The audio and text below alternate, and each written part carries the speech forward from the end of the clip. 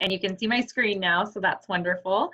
We're really excited to talk with you all this evening. It looks like we have a great crowd, and we love sharing the information on toilet training with parents, professionals, and everyone that's joining us this evening. We do a lot of different workshops in the community here in San Diego. We work with Trumpet Behavioral Health, and we are a applied behavior analysis organization. We provide ABA services to children on the autism spectrum and otherwise. And we are based out of San Diego, at least Kaylee and myself are, but we are in 8 different states across the country. So depending on where some of you guys are, we saw in some of the chats, we've got a great international crowd, which is exciting. But if you're interested in anything regarding Trumpet, you can definitely reach out to me. I'll have my information on the last slide as well. So again, my name is Lauren. I'm the senior clinician at our Trumpet location in San Diego. My co-host this evening is Ms. Kaylee Drescher. She is an RBT and a senior therapist with us at Trumpet in San Diego as well. She's got a great deal of experience doing toilet training with some of the learners that we work with. So we're really excited to have you guys here this evening to learn from us. Just a bit of a disclaimer, this presentation is a general overview of basic strategies and interventions, and sometimes these interventions need to be modified and individualized to meet each child's needs. So keeping that in mind, we're going to give some really specific information this evening on toilet training, best practices based on the research, based on our experience, based on the field of behavior analysis. But we do recognize that every kid is different, and that's kind of the theme of this evening, is that every kid is different. And we really hope that after tonight you get motivated and you want to start toilet training, or you want to start teaching a learner that you may work with or that is a child of your own to start toilet training. But there's a few recommendations, such as going to your doctor, which I'll mention a couple times this evening, about specific areas that you need to inform them about when you're ready to do this. As Vinton had said, let me get to my next slide. As Vinton had said, we'll ask questions during the presentation for you to respond in the chat. So go ahead and stay muted and go ahead and just chat in those. And while Miss Kaylee is speaking, I will be responding to the chat. And while I'm going to be presenting, she'll be responding to the chat as necessary. But those specific questions that you may have, especially if it's very specific towards your child, we may have an answer for you, but we're going to wait till the end to answer some of those specific questions. Absolutely, Maria, and we'll be here to help provide you some resources this evening. So without further ado, we're going to go ahead and get started, and Kaylee is going to take it away for the first part of our presentation. Hi everyone, like Lauren said, I'm Kaylee Drescher, and I'm a senior therapist with Trumpet Behavioral Health. So our agenda for tonight is obviously we're covering toilet training. We're going to talk about some considerations to be made. We're going to talk about what is intensive toilet training and the components and procedures involved in it, and non-intensive toilet training. You want to switch slides, Lauren? There we go. All right, so we want to get to know a little bit about you guys. So we want to know, are you parents? Are you teachers? Maybe you're professionals in the field. And are you potty training currently? Did you dive in during quarantine? What are we working with here? You want to type in and let us know. Ooh, we've got an OT. Parents, awesome. Maria, working with your daughter. Awesome. Ooh, twins, that's fun. Okay, very cool. Well, it's good to know what we're working with. Another RBT, great, always good to have those around. All right, thanks for letting us know. We're gonna dive in. We've got a fun little picture here of a little baby. Oh, you'll see it in just a second. What did you say? No more diapers? We're gonna reference this a few times, but yes, no more diapers. All right, we're gonna go over some common toileting misconceptions and concerns. So these are a lot of things we hear from parents or caregivers or other professionals. Are they ready? How do I know that they're ready? They should be able to tell me that they have to go. You mean they earn prizes for going? My friend did it, she said it was so easy, or my older child did it way easier. This is a big one. My kid's school won't let them attend unless they're potty trained. And I've tried, but he or she is so scared of the toilet. And then this is another common one. They go sometimes on the toilet, but it's not consistent. So just a public service announcement, while those are all real and valid concerns and definitely things we hear all the time, every child is different. So these are very common things, but everything that we're going to address tonight should be individualized to your child. So that some of the impacts of toilet training or not being toilet trained, it can impact the home, the school, or their child's social development. So at home, it may be time consuming to constantly be going into those diaper changes. As your child grows older, those diaper changes may become more aversive, financially draining, continuing to buy those pull-ups. Pull-ups are expensive, diapers are expensive, wipes. And then family members, time spent changing those diapers, time away from siblings, all of that impacts your home life. And then at school, it can be extremely demanding on on the individual's teachers, on the paraprofessionals. Some schools may not even allow a child to attend if they're not toilet trained, like we referenced before. But it could also impact their learning if they're constantly needing to be pulled away from the class for a diaper change or scheduled sits or things like that. And then socially, if they're not able to go to sleepovers, or if your family doesn't feel comfortable leaving them with certain caregivers or swimming parties, all of those things can be impacted by a child's ability to be toilet trained. So again, wanting to hear from you guys, what are some factors that have influenced your toilet training journey? Some things that have maybe slowed you down, stopped you from starting? One of the ones that Maria said was there's a lot of pressure from family members. My daughter's 4 years old, and we see that there's some grandparents and aunts and uncles that tend to want to parent your child, and we understand that, and that's definitely, that familial pressure is very, very common. Yes, very common. Thanks for sharing that. So with that and a lot of those concerns, we're going to talk about child readiness. So typically for a child that is developing neurotypically, around 2 to 3 is a usual time to start potty training, but again, everyone's different. And we like to consider not only the child's physical age, but also their developmental age.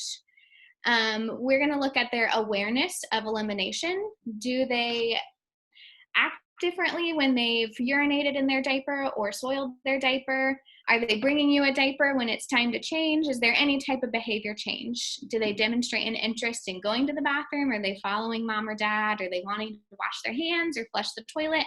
All of those things can indicate a possible interest or child readiness.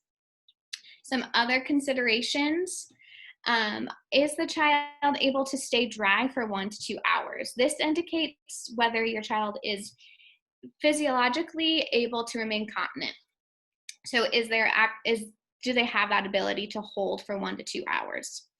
And then more with that physical ability, we're looking for an ability to sit upright. Can they wash hands? Those skills required for getting dressed, pulling up those shorts or pull up, or for some kiddos holding onto a dress when they're sitting onto a toilet. A pincer grasp, that's this little action here, which is so useful for pulling up those pants, shorts, or holding a dress and a skirt at their waist. Lauren mentioned earlier talking to your primary care physician. Some things to also consider with medical conditions are constipation, urinary tract infections, or probiotic usage. All of those impact an individual's ability to use the restroom or hold their urination for that 1 to 2 hours that we're looking at. Additional child readiness is those challenging behaviors. Are there some behaviors that we maybe need to decrease before implementing a new skill like toilet training? And then an ability to communicate. Some of the options are a vocal communication, like I need to go potty, I need to use the restroom, or a picture exchange communication system. That's where they would hand me a picture of a toilet and we'd walk right into the bathroom. Or maybe sign language. A lot of classrooms use that crossed finger symbol, indicating that they need to use the restroom. In addition to the child being ready, a possibly even bigger task is parent readiness. Toilet training is no small feat, as some of you have maybe experienced already, and it's important to consider parent readiness. It's less likely for a toilet training program to be successful if a parent's not on board. Those inconsistencies in an environment can lead to problems or just a lack of maintaining that skill. So we strongly encourage collaboration with your child's team, all of the people that are involved in your child's life and those people that you've included in this process. So make sure everyone is on the same plan, share any observations and communicate any changes. Communicate the need for supplies or equipment, which we're going to go over what those things are. And more than one caregiver present really helps this to be successful. That's not to say that it can't happen. We've had some really great single moms and single dads tackle this and do great, but it is a large toll and very time consuming. So we really encourage you bringing help on board if possible. And then communicate issues that may affect toileting, like I mentioned, those medications, foods, or illnesses. And along with collaborating, always collaborate with your child's pediatrician as well. So how do we teach? We are using evidence-based procedures. We're relying on increasing your child's motivation to go. And modifying the results of either an accident or using the toilet. So we're going to talk about the consequences of both of those things and how we increase that motivation, making them want to use the restroom. And we're going to look at research literature to develop an intensive toilet teaching procedure. And if anything that we share with you tonight, if you're interested in hearing more about the literature that it's based on, you can reach out to us. There's contact information on the last slide.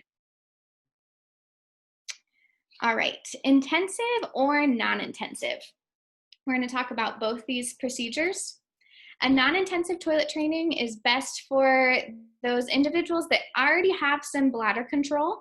They can hold it for about an hour, and they already have some appropriate MANs. That's what we call a request to use a toilet. So maybe they're bringing their diaper to you and saying potty, or maybe they've shown some of that child readiness that I referenced before.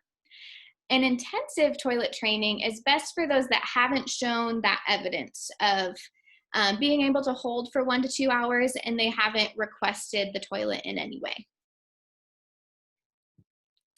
So let's dive into what that intensive toilet training will look like. The first thing we're going to do is we're going to take some wet-dry data. This gives us an idea of how frequently your child or learner is eliminating, either urinating or having a bowel movement. So we're going to actually compile data and chart so that the most frequent times of the day are controlled for, so that if I know the child that I'm working with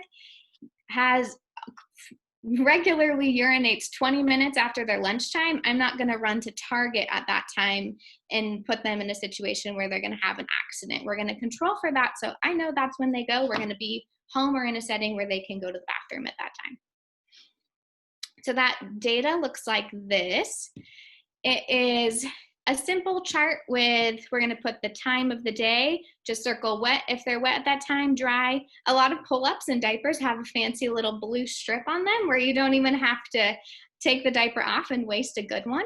But just record that, and a few days of that will give you a good indicator of when your child goes. And if you don't have the fancy one, I know moms are really great at just doing a quick little touch, or you can even tell from looking at it because moms have superpowers.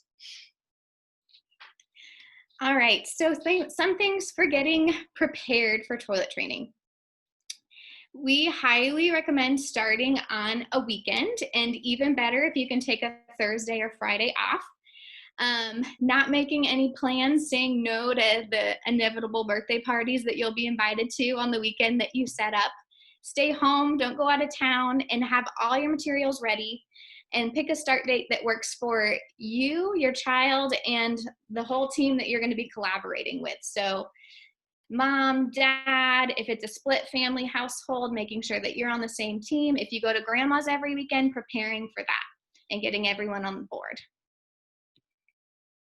So once you've chose that start day, that first day, you're solely going to be working on toilet skills.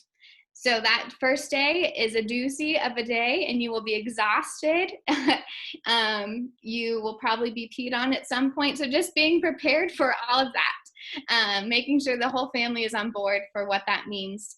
And like we mentioned before, having that support ready and at hand if you're able to. So we recommend starting first thing in the morning. So whatever time your child wakes up, when you take off that nighttime diaper or pull-up that they're sleeping in, from the time that those underwear go on, it's goodbye diapers. So putting on that underwear right after that morning wake up. Some supplies that you will need for getting started. We recommend getting these before you are starting. A potty chair or a toilet seat. That can be either the seat that you set right on the toilet or one of those miniature sized toilets that sets off to the side. That will depend on your child's size and comfort and safety sitting on the toilet. A step stool. There's even some cool ones now where it's a combined step stool and potty seat. Those are really great. We have a slide later on that gives some recommendations of things that we used and we endorse. Reinforcers, that's what we use as those prizes of things that we give to increase the future frequency of your kiddo going to the bathroom on the toilet. So what does your child strongly prefer? You probably know because you're their parent, but maybe we need to do some investigating into that. What do they really like? That includes their favorite snacks, books. Story time on the toilet is a great use of time while you're sitting there waiting for your child to go. Maybe an iPad. One of our therapists here in San Diego had the great idea to play waterfall sounds. I have stolen that idea and used it with every kiddo from now on, and it's great. Fluids. We're going to be pushing lots of fluids because the more they drink, the more they go. So even if you're not a juice family, you may choose to introduce juice or some sort of fun liquids that will increase their desire to drink during that first few days. Snacks. We recommend salty snacks because if it's salty, then they'll want to drink more, and the more they drink, the more they will go. And a timer. You will live by that timer that first day. So maybe one with a less annoying sound for you if you don't want it to be too aversive for you. And possibly, if you're interested, a wet alarm. That's something that tells you when your child has urinated in their underwear. That's certainly your choice, and that we'll talk about that later on as well, as far as specific ones that are options. You will definitely need underwear. We recommend about 10 pairs or more, probably the or more. And clothing, if your training is occurring somewhere other than the home, maybe you have to send them to daycare where clothes will need to be worn. Having socks, easy to remove pants, something without buttons and zippers, shoes. If they're at home and you wearing just underwear is an option, that's certainly recommended. It reduces the effort that they have to put in to pull down and get up on the toilet. We recommend using one bathroom. So maybe it's your downstairs bathroom or the one closest to their toy room or wherever that may be, but being accessible to the bathroom. In the bathroom, having soap, towels, Clorox wipes. This was written pre-COVID, so we realized Clorox wipes may not be so accessible. Hopefully you have toilet paper by this time. Grocery bags to put those wet clothes in. Having all those things on hand and ready to go will save you some time on that first day. Okay, so preparing before training, we're going to determine a method for communication. So I mentioned a couple options, a PEX board or a picture exchange communication system. So maybe they're handing you a picture of a toilet. Maybe your child is vocal and they can say potty, or maybe they're using sign language or a communication device on maybe an iPad. All of those things we can work with, and however they're going to communicate that they need to go. Another thing to consider is are you going to have your child say potty, bathroom, restroom? If your child is 2 to 3 years old right now, maybe potty is specific, but it's important to realize that whatever we use now it will probably stick with them. So considering what you want to stick with for the long haul. If they are 9 years old, probably saying potty or pee-pee is not appropriate. We'd say something like bathroom or restroom. So making those considerations for your child. So like I mentioned before we're starting training, you want to inform those caregivers or staff of the procedure. So make sure that everyone is on the same page. So if your child's going to daycare, letting the daycare know. If you have a nanny that comes into the home, making sure they're aware. Again, if it's split houses or you're going to grandma's, we want the procedure to look the same across the board so that your child has the most success. Sorry, my dog is barking. And we're going to determine a schedule. Ensure that the intensive schedule is best fit and can be followed in all environments. All right, a quick knowledge check. How many pairs of underwear should be available to start toilet training? What do you think? A, B, C, or D? C, 10 or more. That's right. And again, it's probably going to be or more.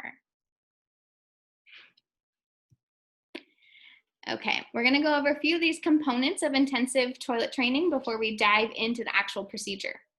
We're going to talk about a sitting schedule, differential consequences. So a consequence is anything that occurs immediately following a behavior. So immediately after your child either has a successful urination on the toilet or an accident off the toilet, what is the consequence going to be? And fluid loading, that's drinking those fun juices or water so that they will have more success on the toilet. Communication training, that's going to be child specific. And again, that urine alarm, if you're interested in that, or underwear, and say it with me, no diapers.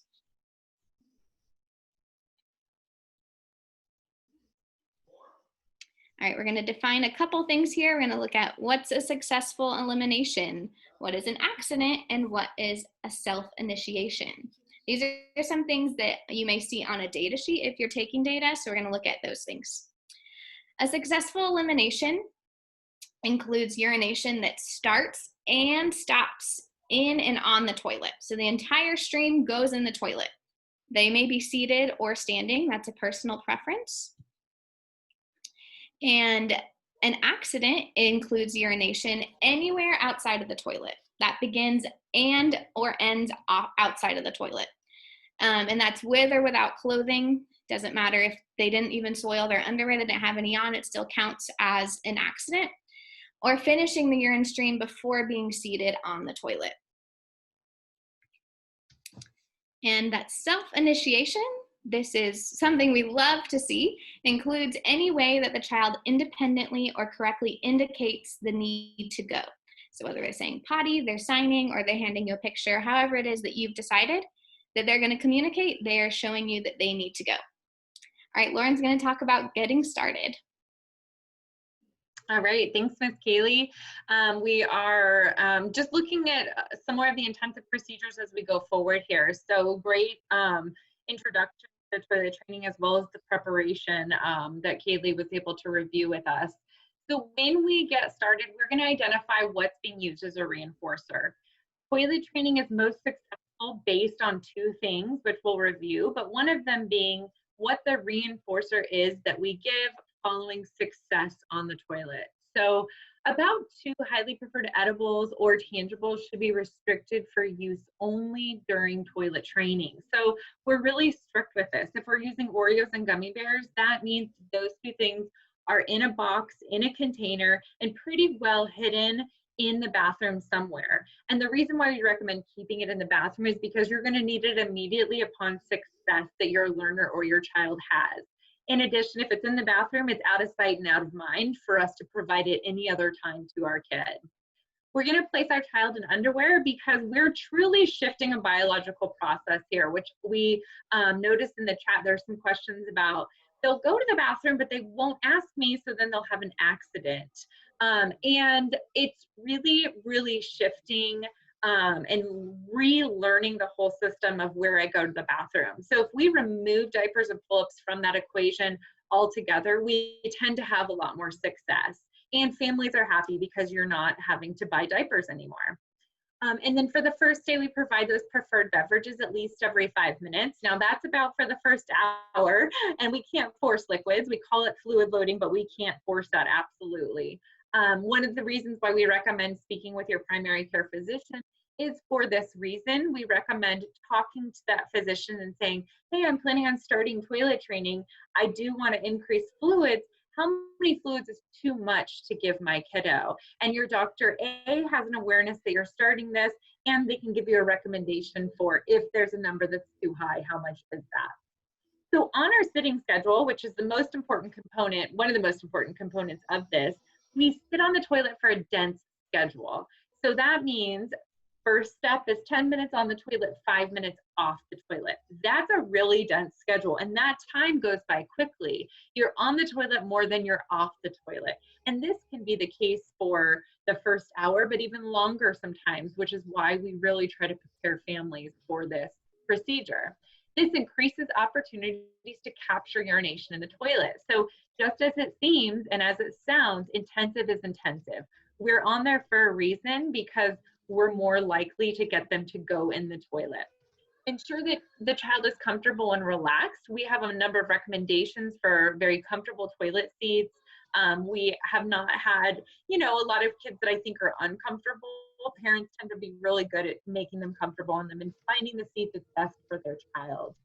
And then while we are on our sitting schedule on the toilet, we provide those moderately preferred items, not highly preferred. So as Kaylee was referring to, there's a tablet, and we may have a stream of a waterfall going on rather than the highly preferred Peppa Pig video or something like that. We restrict those for just when success happens. Moderately preferred may also be reading a book or a toy that's not the best toy in the world, but it's one that they'll tolerate playing with.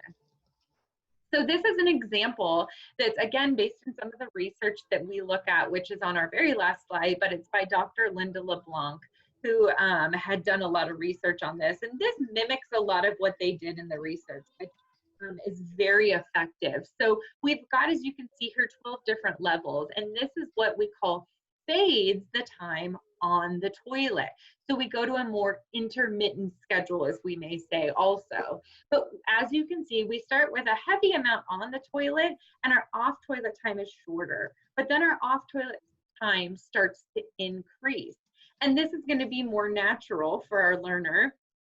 I'd say step 12, that they sit for 5 minutes and they can hold it for up to 4 hours. Now, not every kid may be able to hold it for 4 hours, but our goal when we get to this point is that our learners should be independently telling us that they're able to use the restroom. Also important in this slide is looking at the reinforcement for success. We start with highly preferred edibles and tangibles, but over time we fade that to a lesser amount of reinforcement because we don't want our learner to just start going to the bathroom and have a little bit of success just to access that preferred edible. So we want to ensure that we can control for that by fading it. Now, this is a little bit, this is a lot of information I'm going to give you, so I'm going to keep it kind of straightforward, and I may not review it in a whole lot of depth, although if you want more information, I'm happy to email you a very sample protocol in this area.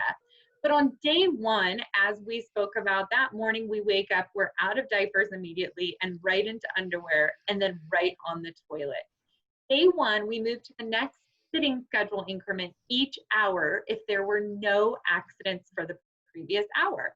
So looking at our schedule here, if from 8 a.m. to 9 a.m., we're sitting on the toilet for 10 minutes and we're off the toilet for 5 minutes, and within that hour, my learner had no accidents, I can move to level 2.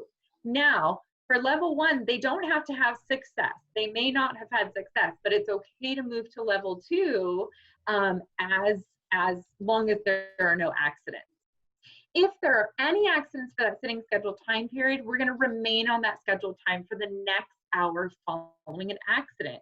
The reason being is we want to capture that urination as good as we can for an increased amount of time.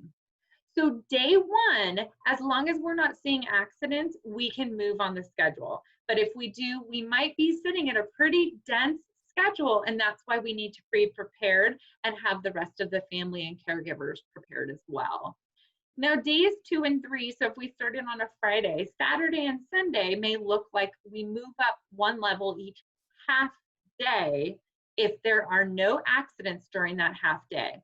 You can still see that we're not requiring success, but we're not allowing accidents. So we're hoping that we are getting success sometime during this time period. And then day 4, I'm not really going to reference right now because I'll talk a little bit about that here in the future. So as I mentioned, the consequences with this program are the most important part. This will make it or break it for your kid having success. And we can't stress this enough. There's 2 components, the positive reinforcement and something we call negative reinforcement, which we will describe. But first and foremost, positive reinforcement has to occur in the form of food, drink, or tangibles, and it happens immediately following success.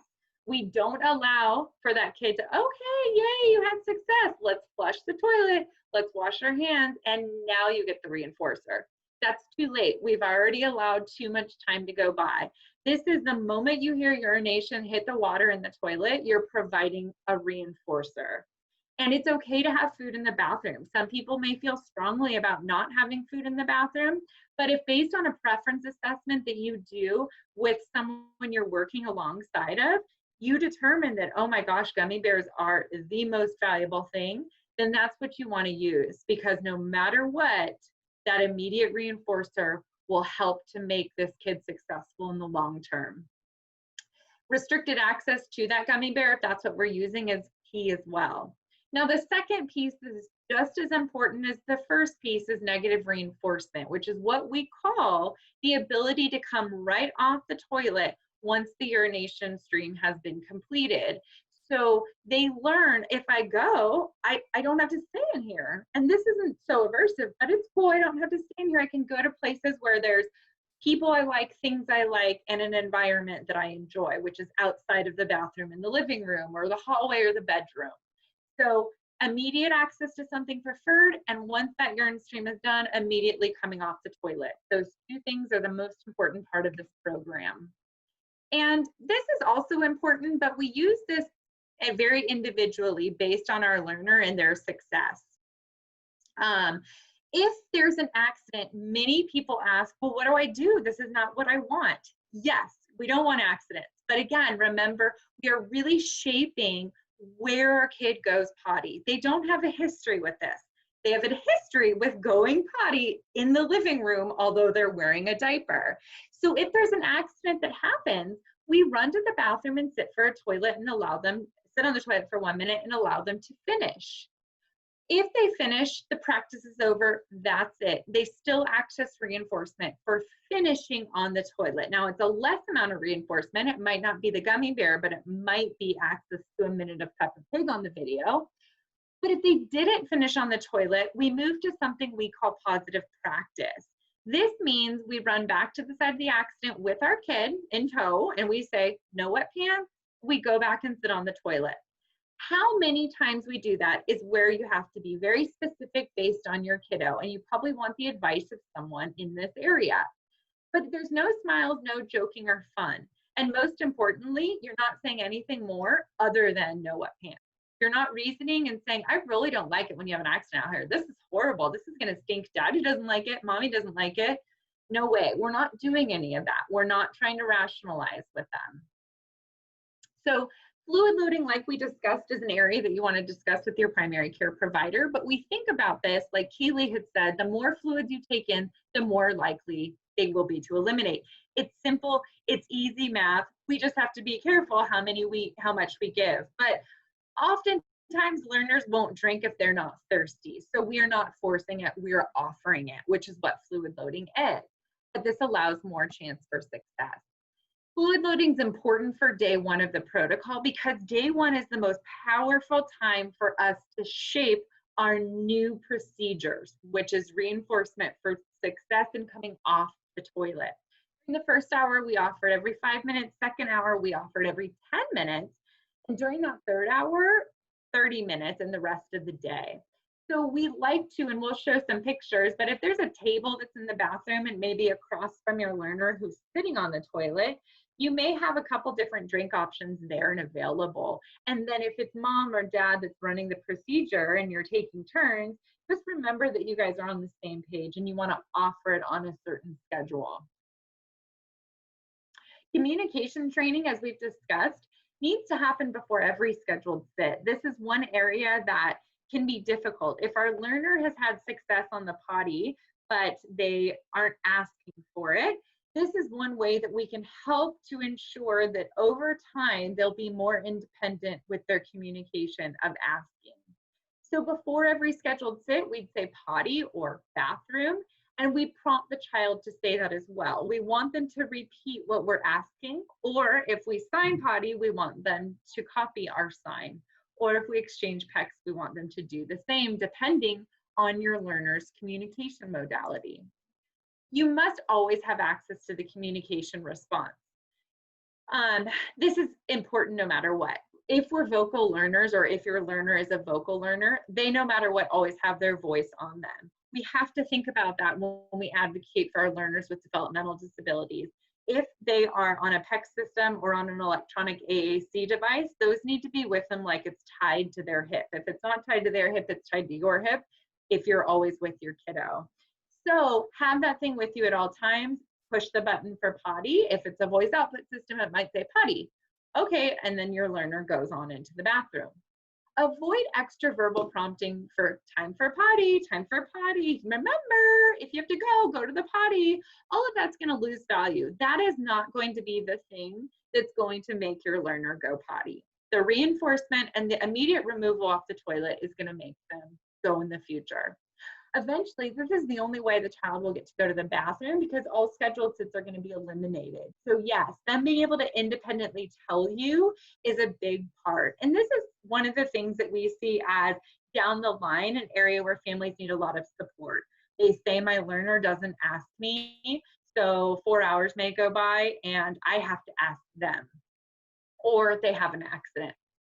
Request is made outside of the schedule, take them to the bathroom. So if that kid asks, heck yeah, absolutely yes, they are going to the bathroom and they get a party thrown for them as a result of that.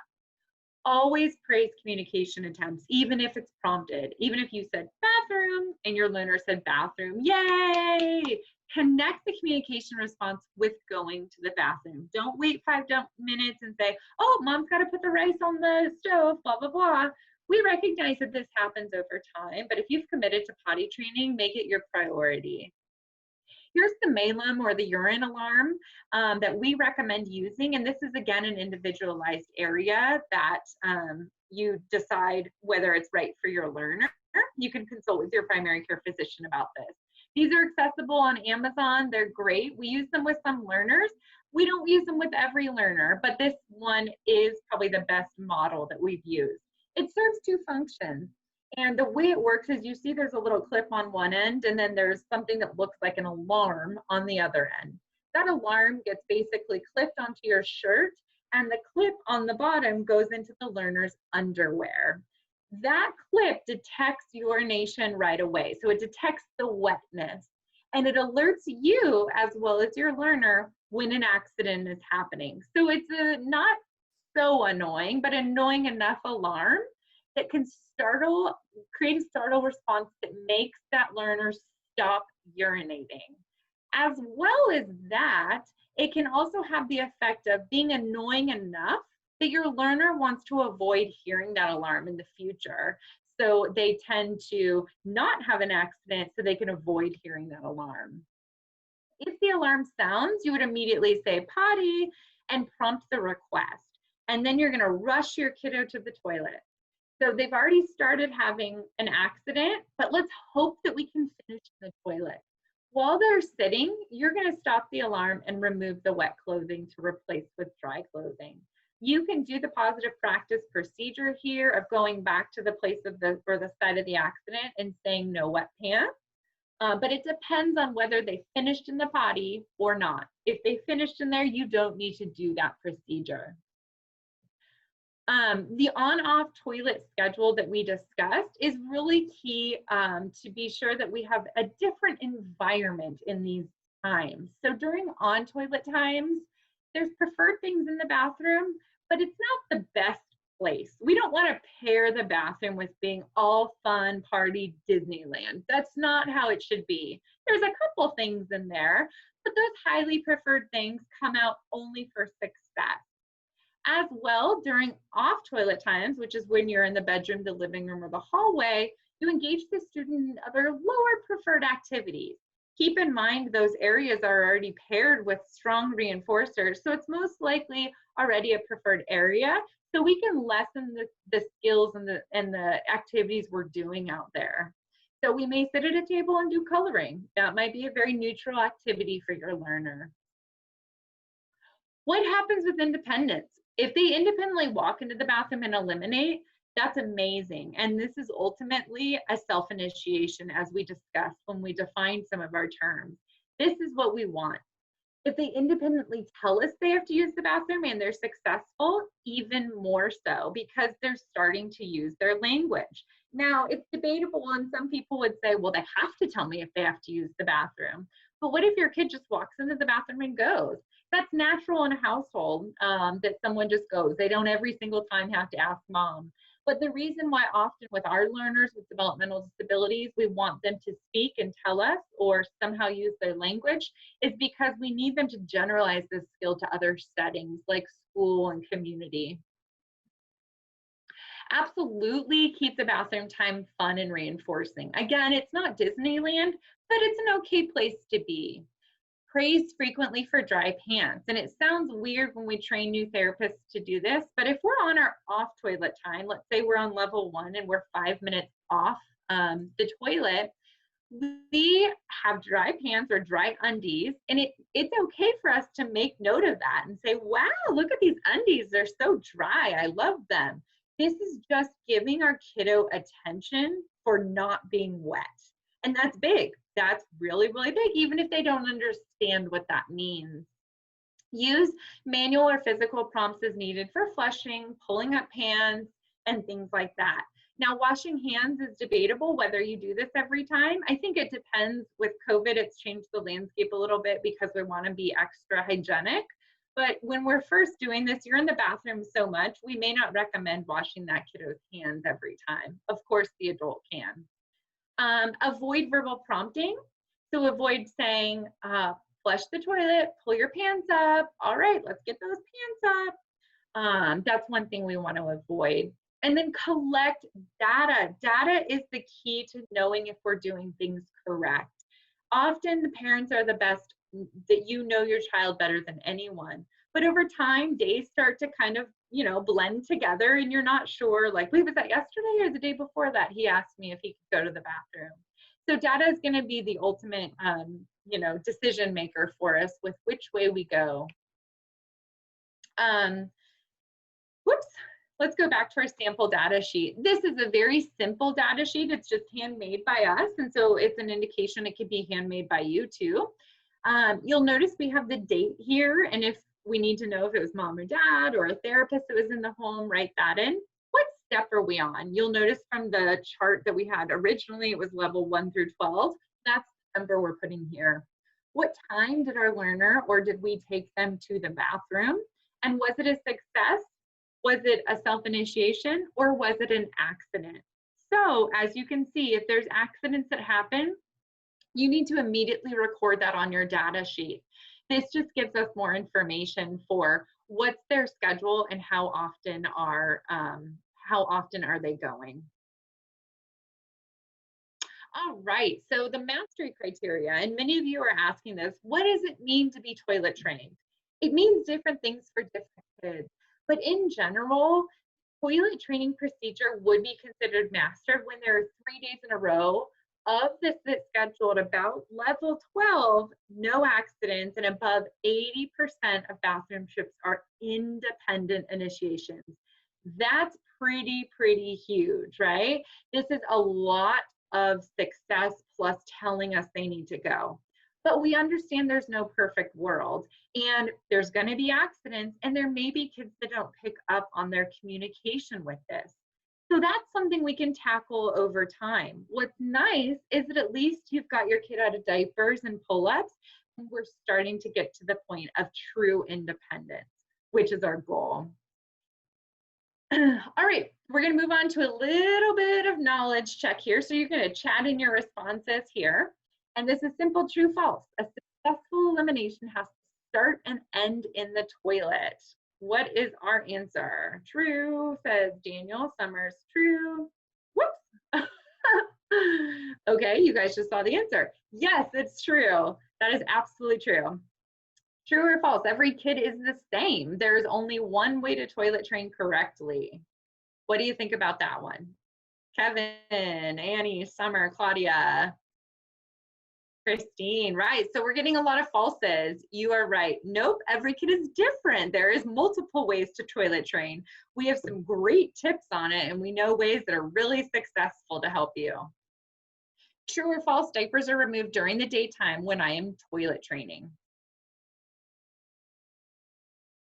Daniel, Christine, Maria, Luminous, true. You guys are absolutely correct. Nice, I love it. This is true. They are removed, and this is the best part about toilet training is if you're debating, is it a good idea for me to toilet train or not? And if you need to convince someone in the house, you can run the numbers and see how much money does it cost you to buy diapers and wipes for 1 year. And I guarantee you that number, whether it's $1,200 or $1,600, it's going to be enough to convince your partner or grandma that it's time to start toilet training. All right, next question. Why do you want to increase the amount of fluids your child drinks during toilet learning? A, because everyone likes juice. B, so they need to eliminate more. Or C, just because we said so.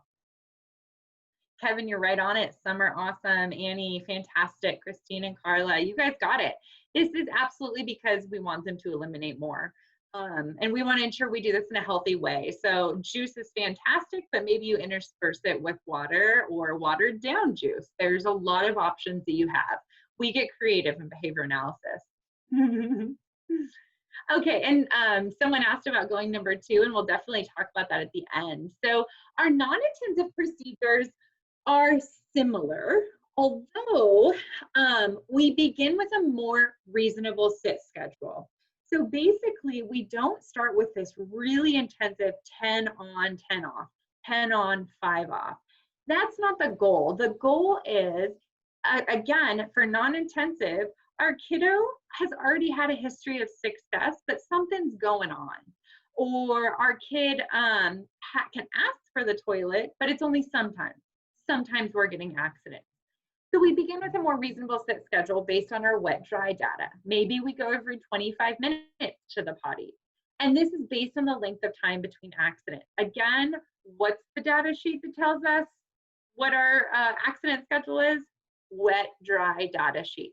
That's where you go and you check your kiddo's diaper or pull-up, or you check their undies every 10 minutes to determine what their schedule of elimination is. Or every 5 minutes. There's different ways to do this.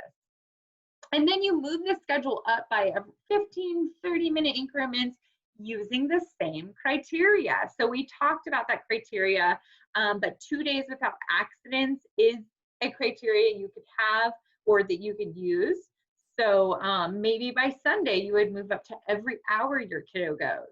No matter what, less intensive procedures, you still have to have reinforcers, and you still have to be able to take them off the toilet immediately upon going. Typically, when we're going in and doing non-intensive procedures, a kiddo has a little bit of a broken history. Something happened that they no longer want to use the toilet, or they had to sit on the toilet for extended periods of time after already going. We just know that this is very well probably a procedural or human error when someone was teaching, and that's okay. Less intensive procedures, we may consider using ways to remind the student to use the bathroom. So by removing the adult, we can use different timers like this. And when the timer goes off and they know it's their potty timer, they immediately have to go into the bathroom. That's a great way to do it. These are some additional considerations for toileting for both intensive and non-intensive. Some of you probably have the question about sitting versus standing for boys. No matter what, my recommendation is always to start with sitting. Boys, for sure. The reason being is because we can train standing. Our first and primary goal is getting success in the toilet. Now, if you've got a 10-year-old, you may want to have a different conversation with whoever you're working with for this, because we may have to train them to stand.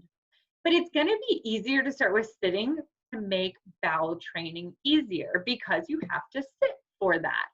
And eventually, to transition back to standing, a dad can model this behavior as well. I see some questions about bowel movements, which we'll get to. But blocking, keep reactions to a minimum if urine doesn't quite make it in the toilet. This would still be considered a success under some circumstances, but for a boy, you really have to teach the response of putting your hand on it to move it down. Some of the toilet seats have this great blocker here that can really help with that, but we can also teach boys how to point it down. And the shield or even toilet paper is a great way to do this.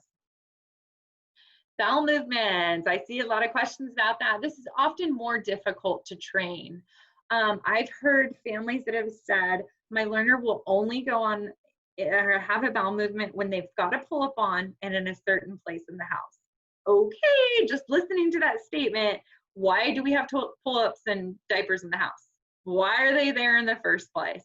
No way, get them out, they don't get that.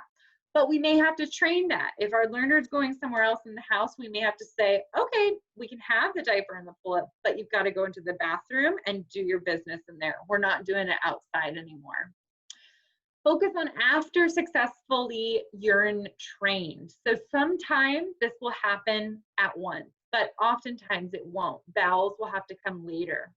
You have to use special reinforcers that are never available any other time. Because bowel movements can be scary for kids, they're used to going in a particular position or in a particular part of the house, you're retraining this biological or physiological system. So it's going to be important to give them a ton of attention and wonderful things.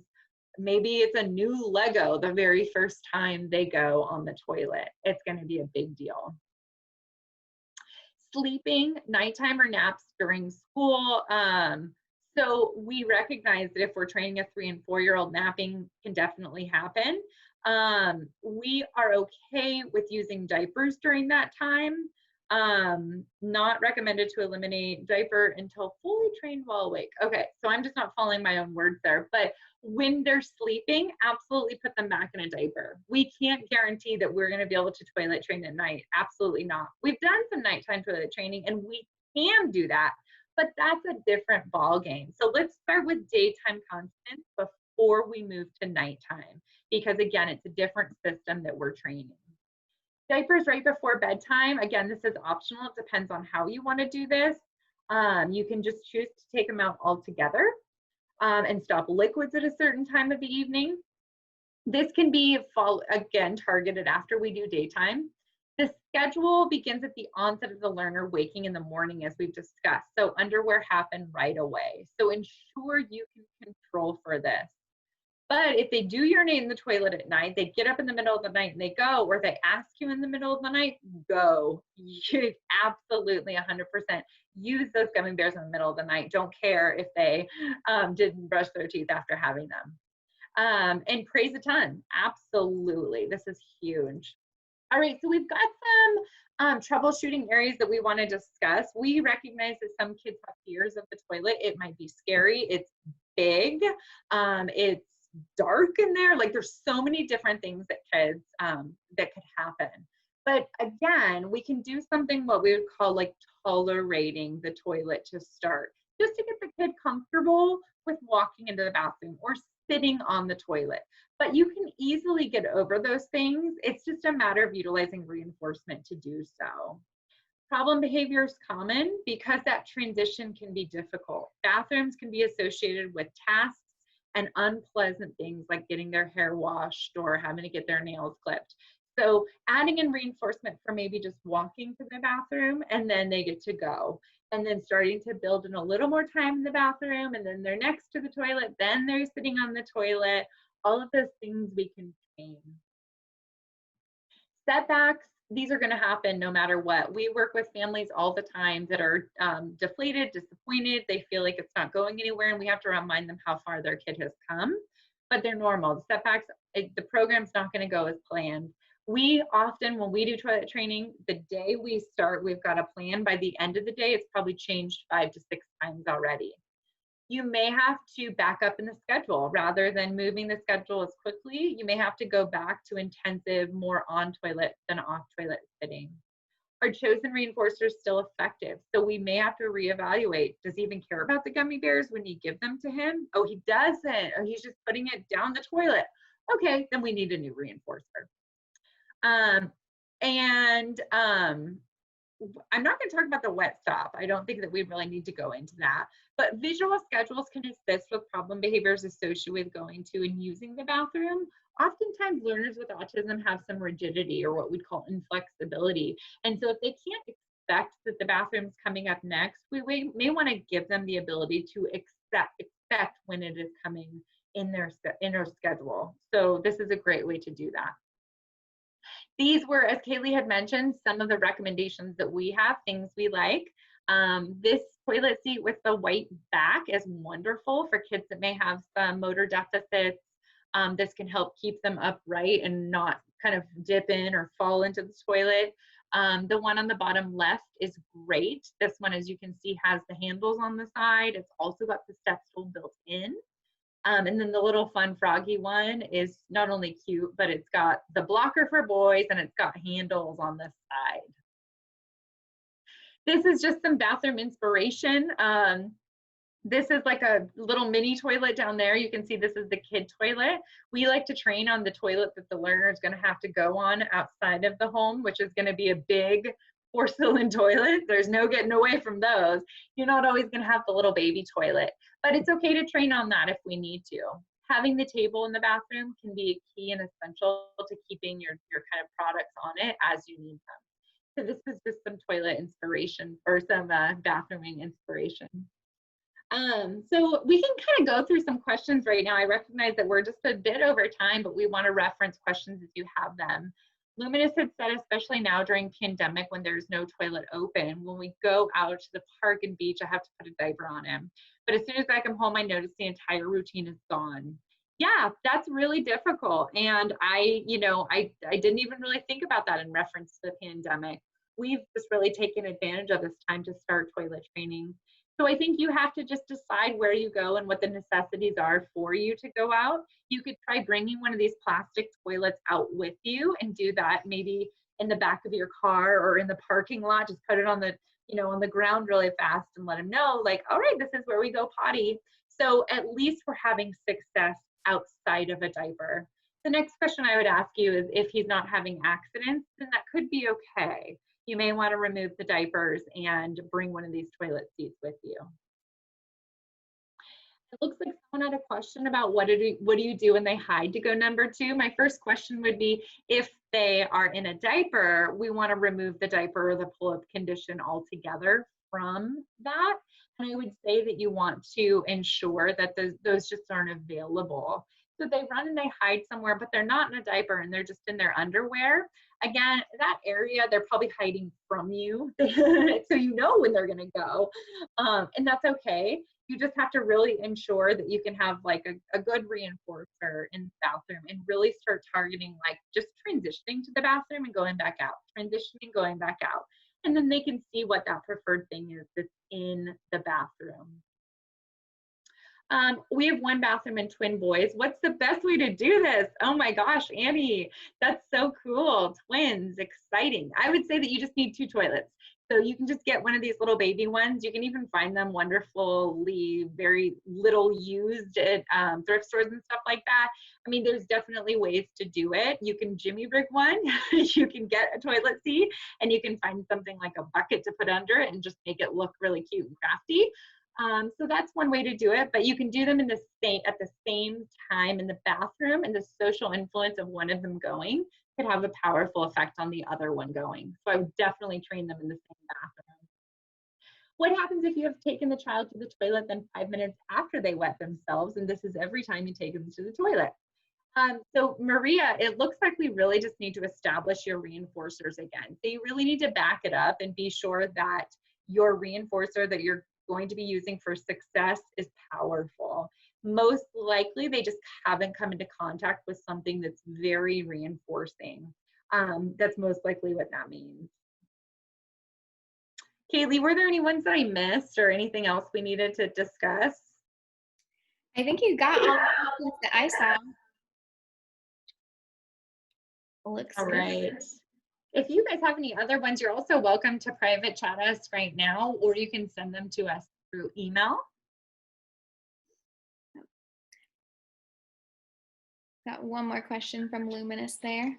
Oh, okay. And then I know Maria had asked, do you recommend doing the chart before beginning toilet training? I think, Maria, you're referencing the wet-dry data. Yes, wet-dry data is before starting toilet training, and then you start taking data on toilet training once you start. And I see just a few more questions here at the bottom. It looks like,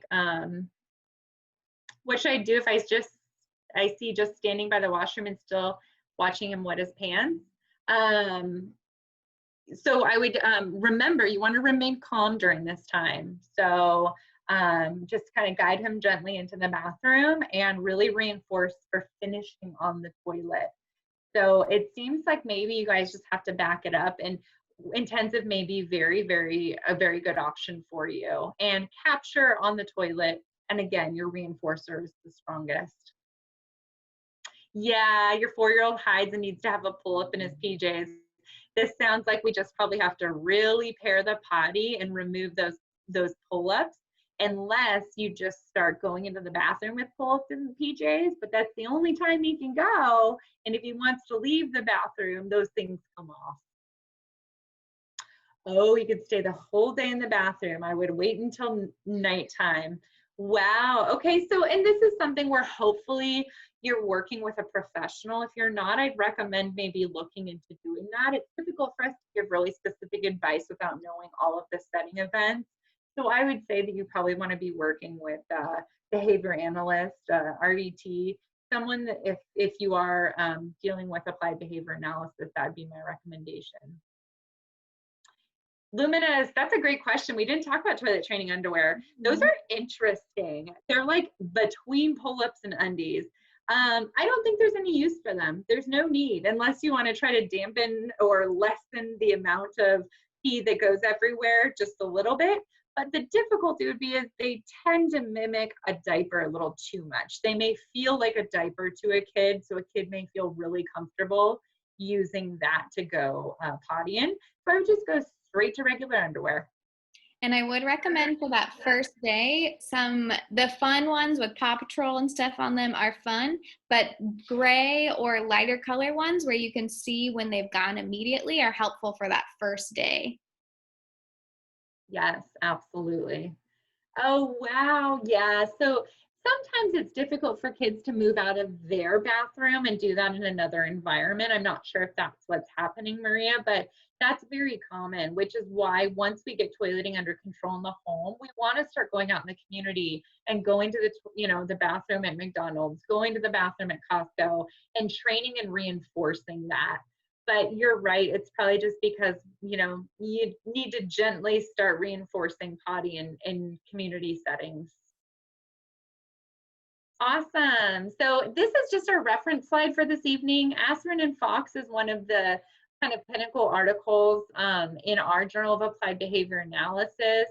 And it's, 40, 50 years old now. It's an old article, but it really started kind of the evidence base for toilet training. And it's really fun for us to read. It's antiquated. You can tell even the article is antiquated, just with the word institutionalized retarded.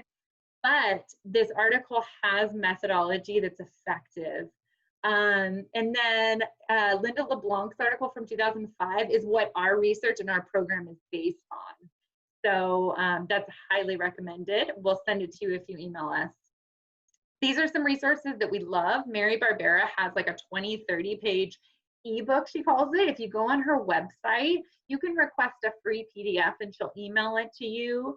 It's called No More Diapers, and she gives a lot of the same recommendations that we do, but she may say it in a different way that just really really vibes with you, and it makes sense. The Verbal Behavior Approach by Mary Barbera is a parent-friendly book on applied behavior analysis that we think is just wonderful for families. And then last but not least, this is one of my favorite books in the field, Power of Positive Parenting. He's real straightforward. He's got some great things to say about how you deal with tantrums, how you do potty training. He's just wonderful, and it's from, I think, 1990. So he's just great, and it's got some really good things to say.